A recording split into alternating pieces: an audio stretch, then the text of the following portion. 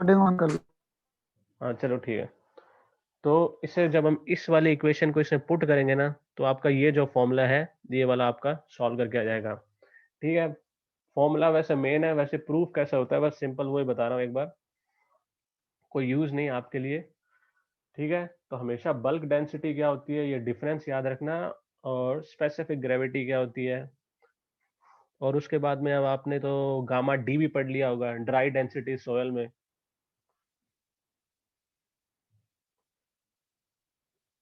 अब आपको ये पता चल गया ना, मेन है ये टेस्ट परफॉर्म कैसे करते हैं। ठीक है, कि हमें बल्क डेंसिटी का टेस्ट परफॉर्म करना हो तो हमें पता होना चाहिए कंटेनर जिसकी नॉन वॉल्यूम हो, उसका नाम एग्रीगेट्स होने चाहिए हमारे पास में, उनको 3 लेयर में हम आराम से डिस्ट्रीब्यूट कर पाए, और लास्ट में उनका वेट नोट डाउन कर लें।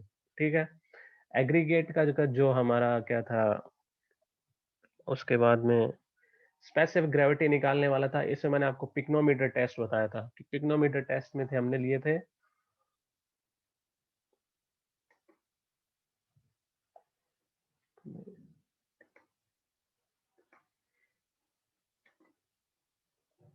पिग्नोमीटर टेस्ट पे हमने 4 वेट लिए थे। ऐसा कुछ पिग्नोमीटर दिखता है। ठीक है, एक में हमने पिग्नोमीटर प्लस एग्रीगेट ऐड कर दिए, तो यहाँ पे एग्रीगेट भर दिए। ठीक है, फिर हमने अलग एक कंटेनर में क्या किया, पिग्नोमीटर प्लस यहाँ पे नीचे एग्रीगेट है, और ऊपर हमने वाटर ऐड कर दिया, कंप्लीटली फिलअप कर दिया इसे। चौथे में हमने क्या किया, इस पूरे को हमने पिग्नोमीटर को पानी से भर दिया, तो हमारे पास 4 वेट आते हैं। ठीक है, जब हमें निकालनी है स्पेसिफिक ग्रेविटी, स्पेसिफिक ग्रेविटी को हम लिखते थे density upon a certain substance upon में density of a specific substance. ठीक है, या स्पेसिफिक वेट ऑफ सब्सटेंस या स्पेसिफिक वेट ऑफ वाटर। ठीक है, तो इसको जब सॉल्व करेंगे तो एक तरह से होता है मास ऑफ जो भी आपका स्पेसिफिक सब्सटेंस है divide by mass of water.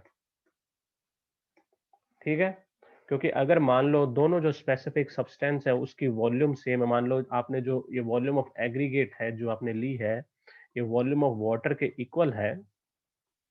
ठीक है, ये प्रिंसिपल आप यहाँ यूज करते हो कि वॉल्यूम ऑफ एग्रीगेट जो है वॉल्यूम ऑफ वाटर के इक्वल है, जिसके कारण क्या हो जाता है, ये दोनों चीज कैंसिल आउट हो जाती है, और इक्वल्स टू क्या आ जाता है, स्पेसिफिक ग्रेविटी। तो इस वाले में सबसे केस में क्या होता है, अब आपको ये पता होता है कि मास ऑफ एग्रीगेट कितना है, तो आप मान लेते हैं mass of aggregate is M A, जो हमें नोट डाउन है और हमने ले रखा है। ठीक है, अब आप क्या देखते हो कि भाई नीचे मुझे निकालना है मास ऑफ वाटर जो इस वाले की जो सेम वॉल्यूम का हो, तो मतलब ये वाला वाटर कितना होगा।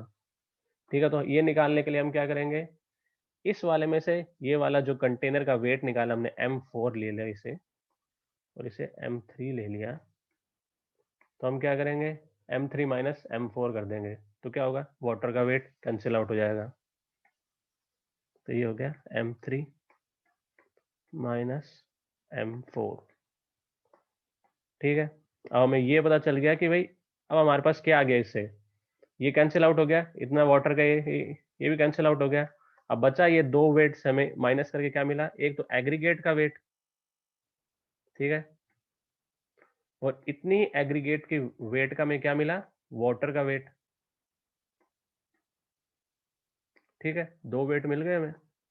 अब हमें क्या चाहिए कि एग्रीगेट का वेट तो हम हटा दें, सिर्फ हमें वाटर का वेट चाहिए, तो हम क्या करेंगे, एम में जो हमें पता है मास ऑफ एग्रीगेट कितना है ये उससे माइनस कर देंगे, ये आ जाएगा हमारा स्पेसिफिक ग्रेविटी का फॉर्मूला, अगर पिक्नोमीटर टेस्ट से हम परफॉर्म करते हैं तो एम ए अपॉन में M A minus M3 minus M4।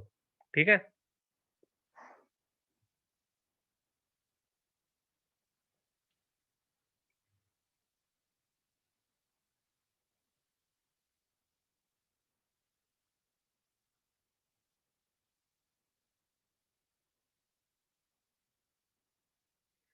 अब हमारा अगला जो टॉपिक था, मतलब जो हमारी फिजिकल प्रॉपर्टीज हम जो पढ़ रहे थे एग्रीगेट में, ठीक है, उसमें था डिलिटीरियस मटेरियल। डिलिटीरियस मटेरियल जो होते हैं जो इम्प्योरिटीज प्रेजेंट होती है किसी भी एग्रीगेट में। ठीक है, कोई एग्रीगेट पे कोई कोटिंग हो, किसी भी चीज की कोई भी इम्प्योरिटी हो, सिलिका प्रेजेंट हो। ठीक है, अनसाउंड होने के लिए इसमें एग्रीगेट में सिलिका प्रेजेंट होता है। ठीक है, तो जो ये और उसके बाद में क्या पता कोई ऑर्गेनिक कंपाउंड प्रेजेंट हो सकता है, कोई घास प्रेजेंट हो सकती है, कुछ ही प्रेजेंट हो सकता है, तो कोई भी डिलीटीरियस मटेरियल उन्हें कहते हैं, ठीक है, विच में affect the properties of concrete in fresh and hardened stage are known as deleterious material. अब देखो सबसे पहले बोला उसने बोला ऑर्गेनिक इम्प्योरिटीज। ऑर्गेनिक इम्प्योरिटीज है जो हाइड्रेशन ऑफ सीमेंट में क्या होता है कि वो पानी को एब्जॉर्ब कर लेगी, जो भी ऑर्गेनिक इम्प्योरिटीज होगी। कोई तरह की कोटिंग हो एग्रीगेट पे, सिल्ट की हो, सिल्ट का और क्ले का कहने का मतलब है सिलिका हो, कहने का ये मतलब होता है एग्रीगेट एकदम साफ धुले हुए ना हो तो उस पे किसका होगा, तो उसमें कौन सा मेन कंस्टिट्यूएंट पाया जाएगा, सिलिका, ठीक है। और कोई अनसाउंड या वीक पार्टिकल्स हो, मतलब जो मतलब क्या बोलते हैं एग्रीगेट के फॉर्मेशन के अंदर कुछ वीक पार्टिकल्स उसके अंदर ही रह गए, मतलब रॉक्स फॉर्म कैसे होते हैं, रॉक्स हाई प्रेशर से फॉर्म होते हैं कि भाई पहले पुराने जमाने में मिट्टी के अंदर जो रॉक्स, मतलब जो मिट्टी दबती गई दबती गई दबती गई हाई प्रेशर और हीट के कारण रॉक्स फॉर्मेशन हो गया। उस रॉक फॉर्मेशन के अंदर कोई ऐसा पार्टिकल आ गया जो कमजोर पार्टिकल है तो उसे बोल देंगे अनसाउंड और वीक पार्टिकल्स, ठीक है। तो ऑर्गेनिक इम्प्योरिटीज कौन कौन सी होगी, कोई भी ह्यूमस मिट्टी या फिर कोई भी वेस्ट, ठीक है। नेचुरल एग्रीगेट जो होते हैं जो सफिशिएंटली स्ट्रांग है, ठीक है, ये मतलब बेसिकली कहने का मतलब है कोई भी इम्प्योरिटीज जो ऑर्गेनिक इम्प्योरिटीज है, मतलब ह्यूमन वेस्ट भी हो सकता है, उसके बाद में और उसके बाद में कोई बायोडिग्रेडेबल जो चीज है इम्प्योरिटीज है वो सब आ जाए एग्रीगेट में। कोटिंग की हो गई, हमने क्या बात करी थी, सिलिका की हो गई, ठीक है, या कोई भी सिल्ट की हो गई, क्ले की हो गई, इनकी इम्प्योरिटी अगर मान लो उसके ऊपर मिट्टी सी चढ़ी हुई है तो वो कोटिंग हो गई एक तरह की, डस्ट की हो गई, ठीक है। अनसाउंड पार्टिकल्स, अनसाउंड पार्टिकल्स से बोल दिया मतलब जो पहले से उसके अंदर जो प्रेजेंट हो जो वीक हो, ठीक है, जिनसे क्या होता है एक्सपांशन और कॉन्ट्रैक्शन बहुत ज्यादा होता है किसी भी एग्रीगेट का। अब ये कुछ बताए हुए इन्होंने कि भाई शेल होता है, कॉल होता है, मिक्का, आयरन पायरेट्स, कॉल, ये सब है ना जो क्या होते हैं, इनमें स्वेलिंग बहुत जाती होती है। स्वेलिंग का मतलब है जैसे ये पानी को एब्जॉर्ब करेंगे तो उसके बाद इनका जो वॉल्यूम चेंज होगा वो बहुत ज्यादा होगा, ठीक है, जिसके कारण क्या होंगे अनसाउंड पार्टिकल्स। अब अनसाउंड पार्टिकल्स होने की वजह से क्या होगा, जब आप कंक्रीट बनाओगे तो ये पानी एब्जॉर्ब कर लेंगे, ठीक है, वॉल्यूम चेंज होंगे, ये एक्सपांड करेंगे, एक्सपांड करने से क्या होगा, कंक्रीट में क्रैक्स आने शुरू हो जाएंगे। अगर कंक्रीट में क्रैक्स आए तो कंक्रीट अपनी स्ट्रेंथ लूज करेगा, इम्परमेबिलिटी लूज करेगा, ड्यूरेबिलिटी लूज करेगा, ठीक है। अगर कंक्रीट का सबसे जो मतलब क्या बोलते हैं नेमेसिस है, मतलब जो सबसे ज्यादा हार्मफुल कोई भी कंक्रीट को कोई पहुंचाता है तो वो है वाटर। अगर कंक्रीट में वाटर घुस जाता है तो कंक्रीट धीरे धीरे अपनी जो लाइफ है बहुत जल्दी लूज आउट कर देती है। सेम विद आयरन है, लोहे का भी सेम है, इसलिए ये अनसाउंड पार्टिकल। तो मतलब तीन तरह के डिलीटीरियस मटेरियल देखे, ऑर्गेनिक मटेरियल देखे, कोई तरह की कोटिंग देखी मिट्टी या डस्ट की, और क्या देखा हमने अनसाउंड पार्टिकल्स कि भाई जो पहले से कोई जो उसके फॉर्मेशन के टाइम कोई उसमें प्रेजेंट ना हो। अब अगला है strength of aggregate. Strength of aggregate हम चेक करते हैं उसके ऊपर लोड लगा के कि मतलब कितनी रेजिस्टेंस है, कितना कंप्रेसिव लोड वो उसको ले सकता है। स्ट्रेंथ एक रिलेटिव टर्म होती है, ठीक है, हम इसमें कंपैरिजन के हिसाब से कुछ बता पाते हैं। तो ये स्ट्रेंथ का कहने का मतलब है कि जैसे हम कौन सीमेंट क्यूब की हमने स्ट्रेंथ का टेस्ट किया था, उसमें हमने ये देखा था कि सीमेंट कितना कंप्रेसिव लोड ले सकती है। तो उसी तरह से ही एग्रीगेट की स्ट्रेंथ का मतलब होता है कि वो कितना कंप्रेसिव लोड ले सकती है। उसको बोलते हैं हम क्रशिंग स्ट्रेंथ टेस्ट। वो मैं बताऊंगा अभी कैसे करते हैं, ये बताऊंगा आपको। एक होता है impact value test. Impact value test का मतलब होता है कि मान लो किसी पे आप कोई भी एग्रीगेट है उस पर एकदम से लोड लगे कोई बहुत ही छोटे टाइम के लिए, उसे बोलते हैं इम्पैक्ट या इम्पल्स।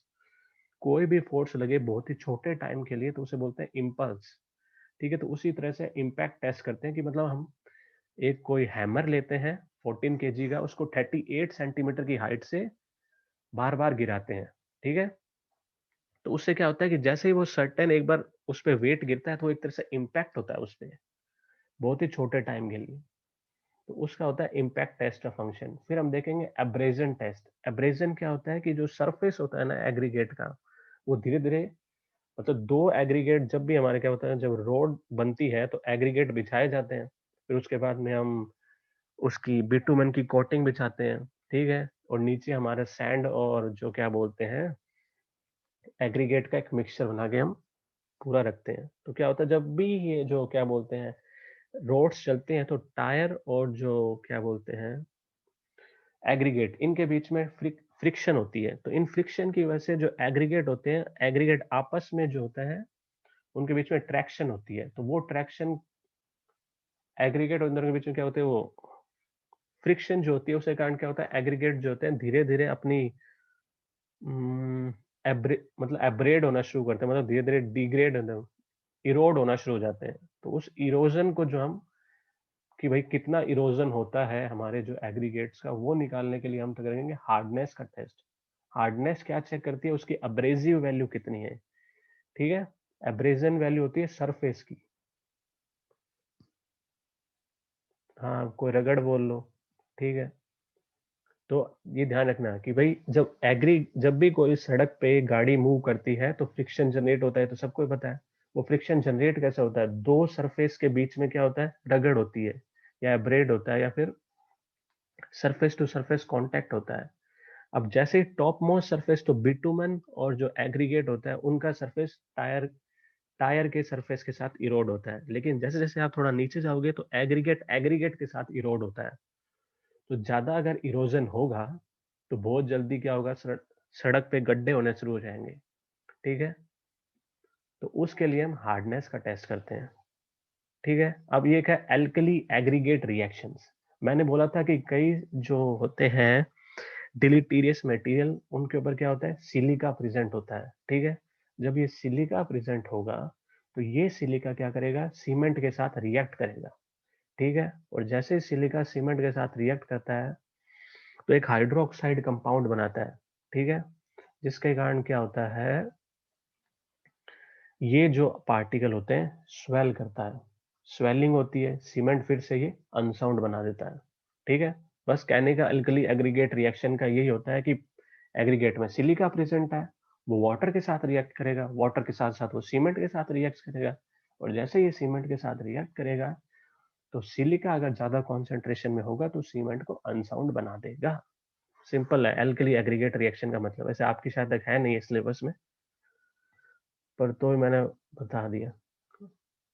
अब हमें जो टेस्ट देखने थे इसके,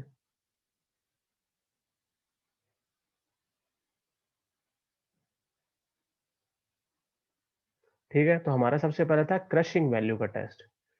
क्रशिंग वैल्यू टेस्ट में क्या होता है कि हम एक 400 किलो न्यूटन का लोड लगाते हैं, ठीक है। ये 400 किलो न्यूटन का लोड एक साथ नहीं लगता।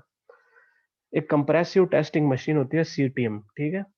उसकी जैसे मैंने बताया था, जैसे वो किसमें था, मैंने सीमेंट में बताया था आपको, सीमेंट क्यूब की टेस्टिंग में कि हम सीटीएम यूज करते हैं और उससे लोड लगाते हैं। सीम जब सीटीएम का काम क्या होता है, धीरे धीरे लोड इंक्रीज करता है उसमें, ठीक है।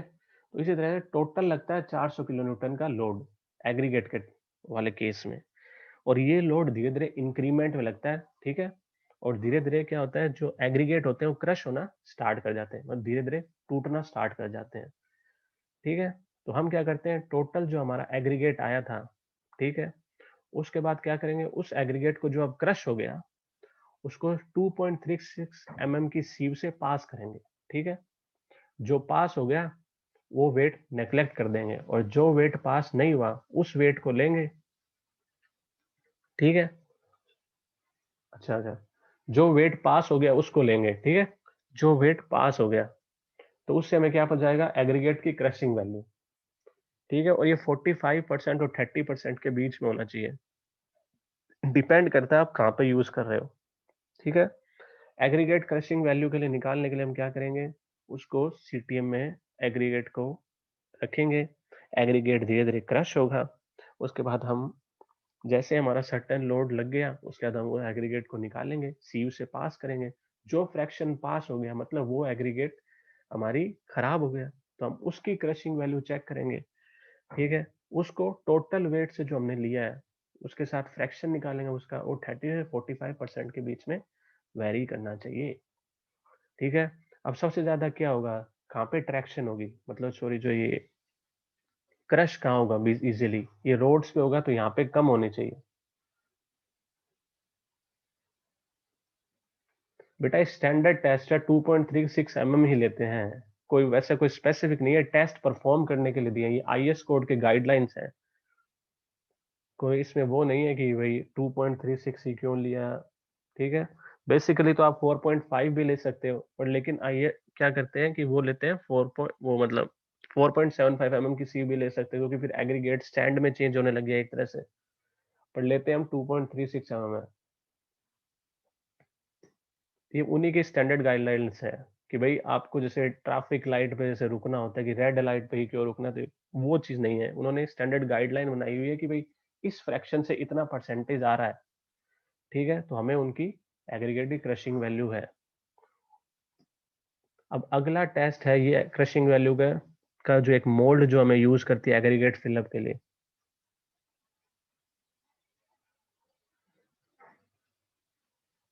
ठीक है, अब अगला है हमारा इम्पैक्ट वैल्यू। इम्पैक्ट वैल्यू के लिए मैंने बताया था कि भाई 14 केजी का लोड लेते हैं, उसे 38 सेंटीमीटर की हाइट से गिराते रहते हैं, और कितने ब्लोज देते हैं? 15 ब्लोज देते हैं। ठीक है, एग्रीगेट को फिलअप करेंगे, फिर 15 ब्लोज देंगे 38 सेंटीमीटर की हाइट से, और इसका भी एक अपैरेटस होता है, वैसा ऐसा सा दिखता है। ठीक है, कि भाई इसमें हम नीचे तो यहाँ एग्रीगेट फिलअप कर लेंगे, यहाँ एक मोल्ड अटैच हो जाती है, और मोल्ड अटैच होने के बाद में हम उसमें एग्रीगेट फिलअप करते हैं। अब इसको हैमर को ऊपर लेके जाते हैं, और जैसे ज्यादा ऊपर लेके जाते हैं, यहाँ से लीवर पुली उसे रिलीज कर देता है और ये नीचे गिर जाता है, फिर दोबारा उसे उठाते हैं, फिर दोबारा गिराते हैं, जैसे 15 ब्लोज हमें प्रोवाइड करने होते हैं। ठीक है, और इसको भी एग्रीगेट को हम 3 लेयर में, मतलब 3 लेयर में डिस्ट्रीब्यूट करके ही इसमें जो हमारा मोल्ड होता है उसमें डालते हैं, 3 लेयर्स में, और ईच लेयर को 15 ब्लोज प्रोवाइड करे जाते हैं। ठीक है, सॉरी 25 ब्लोज बोल दो या 15 ब्लोज बोल, 25 बोल दो। ठीक है, और जो वेट होता है उससे हम कितने कितने ब्लोज प्रोवाइड करते हैं, वो है 15 ब्लोज।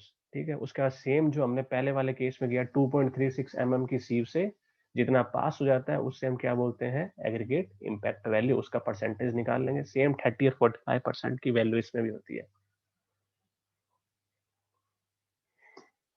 ठीक है, और ये aggregate abrasion value, abrasion value check करने के लिए हम क्या करते हैं, एक सिलेंडर टाइप का अपैरेटस होता है। ठीक है, ये वाला, ये जो टेस्ट करेंगे ये हाईवे में करेंगे, ये आपका शायद 6 में आएगा। ठीक है, इसमें हम क्या करते हैं, एक सर्टेन वेट का एग्रीगेट ले लेते हैं और इस सिलेंडर से दिखने वाले में इक्विपमेंट में डाल देते हैं। इसमें क्या होता है, स्टील बॉल्स भी होती है।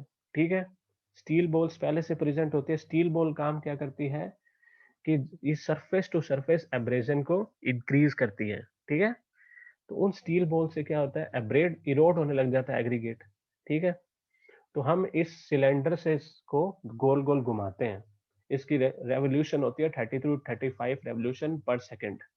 ठीक है, उसे तक 1000 रेवोल्यूशन टोटल घुमाते हैं, तो इसमें हाँ 20 to 33 रेवोल्यूशन पर मिनट है, और टोटल 500 to 1000 रेवोल्यूशन हम इसको घुमाते हैं।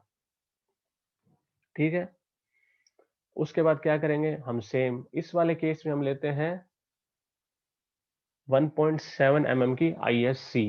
ठीक है, और सेम उससे हम अब्रेजन वैल्यू निकाल लेंगे।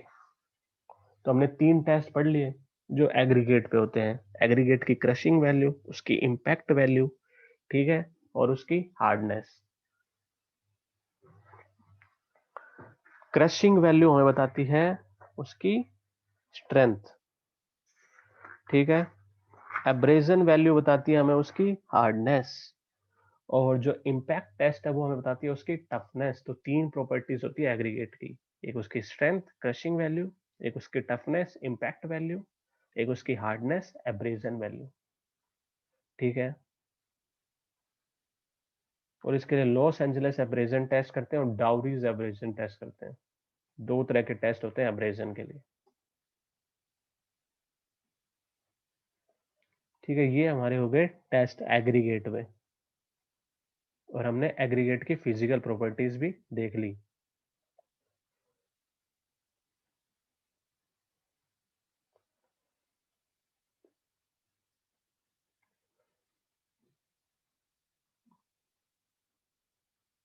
अब अगला है ग्रेडिंग ऑफ एग्रीगेट्स। ग्रेडिंग हम कर चुके हैं, फाइननेस मॉडुलस के टेस्ट बताए थे। सबसे पहले मैंने बताई थी आपको सीविंग, फाइन सीविंग अलग बताई थी, कोर्स सीविंग अलग बताई थी। फाइन सीविंग में सीव थी 150 mm की, ठीक है, उसके बाद 300 mm की, 150 mm की, फिर 300 mm की, और उसके बाद में 600 माइक्रोन की, फिर 1.18 mm की, फिर 2.36 mm की, और लास्ट में 4.75 mm की। और जैसे ही हम उसमें जाते हैं मतलब कोर्स एग्रीगेट में, ठीक है, कोर्स सीविंग में, तो उसमें क्या होगा, सबसे पहले आएगी 4.75 mm की, फिर आएगी 10 mm की, फिर 12.5 mm की, फिर अब 16 की तो नहीं 20 mm की, फिर 40 mm की, और फिर 80 mm की। ये तरह से हमारी आती है कोर्स सीविंग में। और उन्हीं से हम average size of the particle निकालते हैं, वो किससे, फाइननेस मॉडुलस से। फाइननेस मॉडुलस हमने चेक किया था एग्रीगेट के लिए कितना था, कोर्स एग्रीगेट के लिए वो था 2.7 से 3 तक, या 2.8 से 3 तक, ऐसा कुछ वेरी कर रहा था, 2.7 टू 2, ठीक है। फाइन सीविंग, फाइन के लिए वेरी कर रहा था 2.2 से 2.6 तक, ठीक है। और ये सीव के साइज से बता रखे।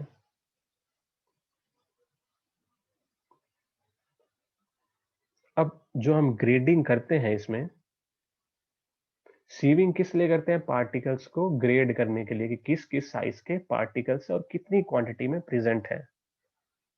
ये रही, the particle size distribution of an aggregate is determined by sieve analysis. The aggregate is said to be graded. It contains particles of various size in different proportion. क्या कर रहे हैं, अलग अलग साइज के पार्टिकल्स का प्रोपोर्शन निकाल रहे हैं और बाकी कुछ नहीं कर रहे हैं। और उसके बाद थी टाइप्स ऑफ ग्रेडिंग। भाई ग्रेडिंग भी दो तीन तरह के टाइप्स की होती है। सबसे पहला आता है वेल ग्रेडेड। भाई वेल ग्रेडेड मतलब क्या होता है कि जिसमें हर तरह के साइज के पार्टिकल्स प्रेजेंट होते हैं, मतलब कोर्स भी प्रेजेंट है, फाइन भी प्रेजेंट है, तो उसे बोलेंगे well graded particles. Well graded कहने का मतलब ये है कि इसमें हर तरह के ग्रेड के पार्टिकल्स प्रेजेंट है। और वेल ग्रेडेड हमारे इसलिए काम आता है क्योंकि उसमें क्या होगा कि अगर हमारे पास सिर्फ कोर्स कोर्स पार्टिकल्स है, तो जो वॉइड्स जो प्रेजेंट होंगे ना वो बहुत ज्यादा होंगे और बहुत बड़े बड़े वॉइड्स होंगे, ठीक है। अगर हमारे पास दोनों प्रेजेंट है तो हमारे क्या होगा कि जो कोर्स एग्रीगेट के वर्ड्स है वो फाइन एग्रीगेट जो है फिलअप कर देंगे, ठीक है। तो कोई भी एक क्वांटिटी किसी भी चीज की अगर मान लो फाइन ज्यादा है तो क्या होगा, हमारी स्ट्रेंथ में जो होगा, जो स्ट्रेंथ होगी वो उसकी कम हो जाएगी। अब अगला है गैप ग्रेडेड। गैप ग्रेडेड क्या होते हैं कि जिसमें क्या होगा, भाई छोटे छोटे गैप होंगे। मान लो आपने फाइन सीविंग के लिए कि भाई 150 से 300 mm के तो है, लेकिन 300 से 600 mm के पार्टिकल्स नहीं है। फिर 600 से 1.18 तक के तो है, 1.18 से 2.36 mm की नहीं है, ठीक है।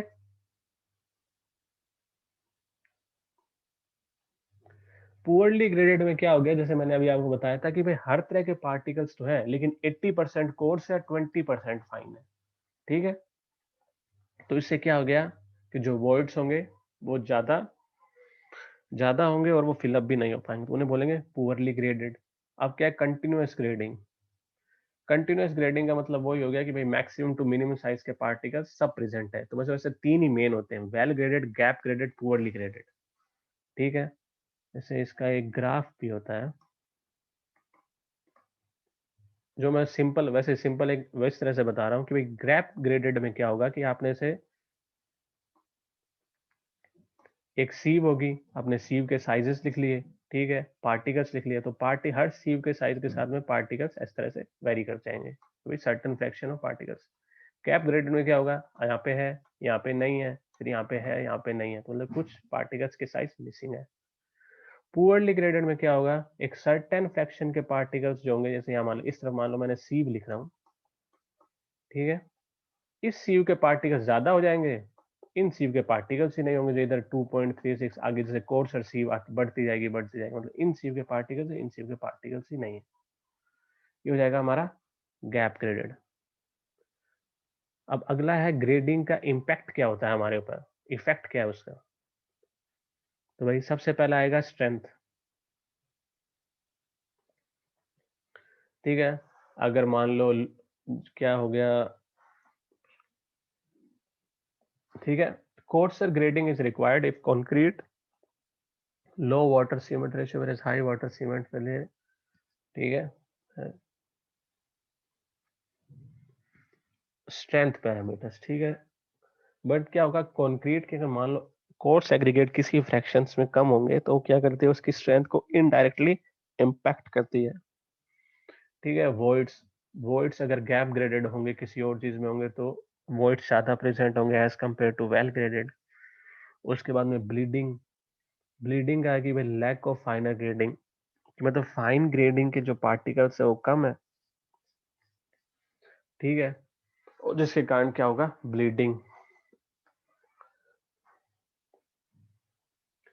अगला है सेग्रीगेशन, अगर कोर्सर पार्टिकल ज्यादा है तो वो सेटल डाउन कर जाएंगे, जिसके कारण क्या होगा कि जो हमारा सीमेंट है वो अलग अलग हो जाएगा, ठीक है। कि भाई कोर्सर पार्टिकल नीचे सेटल हो गए, सीमेंट और सॉइल ऊपर रह गए, जिस कारण क्या हो जाएगा, सेग्रीगेशन, ठीक है। और अगर कोई भी साइज के पार्टिकल्स ज्यादा है कम है, उससे क्या होता है, वर्केबिलिटी मिक्स करती है, मतलब किस ईज से हम किसी उस एग्रीगेट के मिक्सचर से या मतलब कंक्रीट के मिक्सचर से काम कर सकते हैं।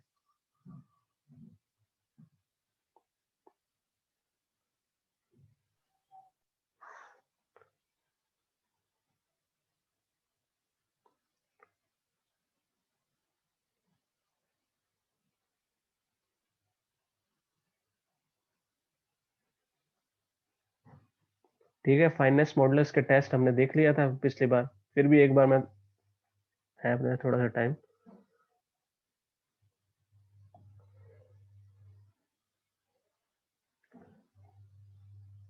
कैसे मैंने बताए थे कि अलग अलग सीव के साइजेस ले लिए, अलग अलग वेट जो उस सीव में रिटेन हो गए, किसी में 10 हुआ, किसी में 50 ग्राम, किसी में 70। फिर क्या हुआ, कम्युलेटिव वेट लिख लिया सबका। कम्युलेटिव वेट लिखने के बाद में क्या करा, उसके बाद में कम्युलेटिव परसेंटेज जो भी रिटेन हुआ है उसका फ्रैक्शन लिख लिया, टोटल फ्रैक्शन को हमने ऐड कर लिया, उसको 100 से डिवाइड कर दिया, वो हमारा बताता है एवरेज सीज ऑफ पार्टिकल्स। और ये हमेशा 150 माइक्रोन की सीव से स्टार्ट होगा, पैन से स्टार्ट नहीं होगा। तो 150, 300 और 2.52, तो 300 से 600 के बीच के हमारे एवरेज साइज ऑफ पार्टिकल्स है। अब अगला है हमारा वाटर। वाटर जैसे मैंने बताया था मेन कंस्टिट्यूएंट होते हैं, एक सीमेंट है, एक मतलब फाइन एग्रीगेट है, एक कोर्स एग्रीगेट है, ठीक है, और एक वाटर है। तो ये चार मेन कंपाउंड है जो हमारे यूज होते हैं सीमेंट के कंक्रीट को बनाने में, ठीक है। अब अगला क्या है, वाटर। तो हमें ये बताया गया कि वाटर की जो मतलब क्या प्रॉपर्टीज होनी चाहिए। बेसिकली जो हम सीमेंट कंक्रीट बनाते हैं उसमें क्या होगा कि जैसा वाटर हम पानी पीते हैं ना, वैसा वाटर ही हमें चाहिए कंक्रीट बनाने में, ठीक है। ये सिंपल बताने का एक चीज है कि भाई कंक्रीट में वाटर ही कैसा होना चाहिए। हाँ ठीक है, हम आगे प्रॉपर्टीज देख लेंगे, लेकिन आपने वेस्ट वाटर इंजीनियरिंग में आपने ये सारी पढ़ी होगी कि वाटर हमें कैसा चाहिए ड्रिंकिंग वाटर के लिए, कि सस्पेंडेड सॉलिड क्वालिटी कितनी होनी चाहिए, फ्लोराइड कितना होना चाहिए, क्लोराइड कितना होना चाहिए, ठीक है।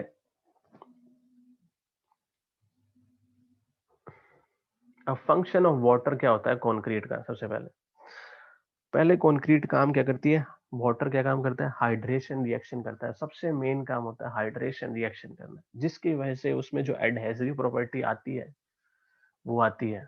अगर पानी होगा ही नहीं तो सीमेंट एक ड्राई सा होगा, उसमें आप कुछ नहीं कर पाएंगे, ठीक है। तो पानी क्या करता है, और उसको करने के लिए बॉक्स कंपाउंड कौन से यूज होते हैं, C3A और C4AF, जो हाइड्रेशन रिएक्शन फास्ट करवाते हैं,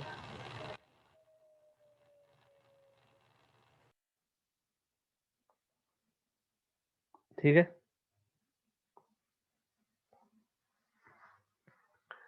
to prepare a plastic mixture of various ingredients and impart workability. Workability होता है किसी भी हिसाब से ईद से काम करवाना, मतलब मिक्सचर को किसी मोल्ड में हम मतलब इजीली उसको फैसिलिटेट कर पाए, फिर ठीक है। हाइड्रेशन के काम आता है, ठीक है। क्योरिंग के टाइम पानी काम आता है। क्योरिंग इसलिए करते हैं क्योंकि 28 डेज तक जो हाइड्रेशन रिएक्शन चलती रहती है, इसलिए सीमेंट को कंटिन्यूअसली वाटर रिक्वायर होता है, मतलब जो सीमेंट होती है उसमें हाइड्रेशन कंप्लीट करने के लिए, इसलिए हम 28 डेज तक क्योरिंग करते हैं, ताकि हमारी जो कंक्रीट है वो जो स्ट्रेंथ गेन कर पाए जितनी रिक्वायर्ड है। कितनी कर पाए, एफसीके।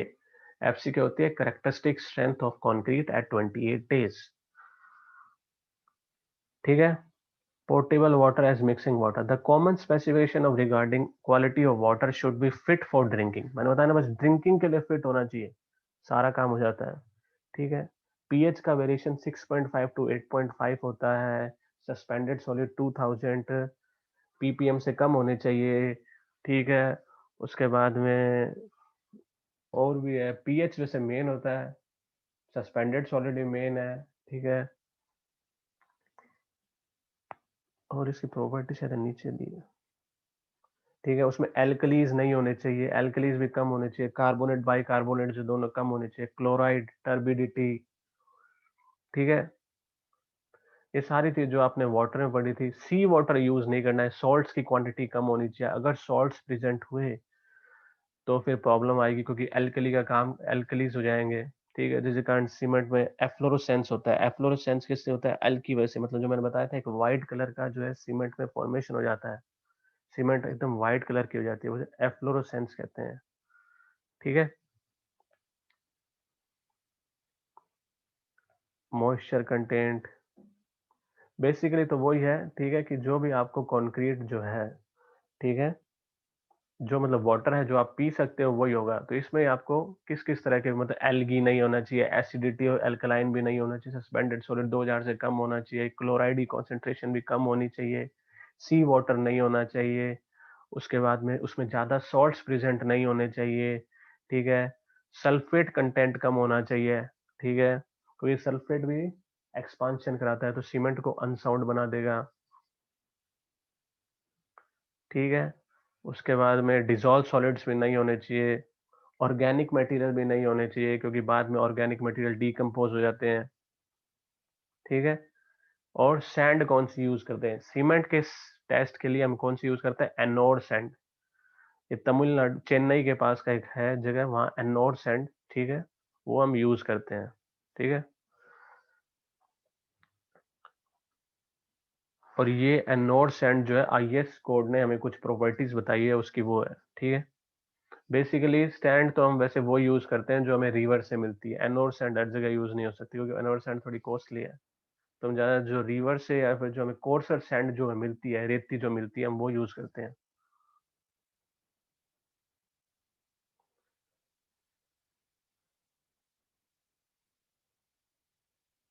1 मिनट में, मैं नेक्स्ट क्लास का तुम्हें लिंक भेज देता हूँ, फिर आगे कंटिन्यू करते हैं।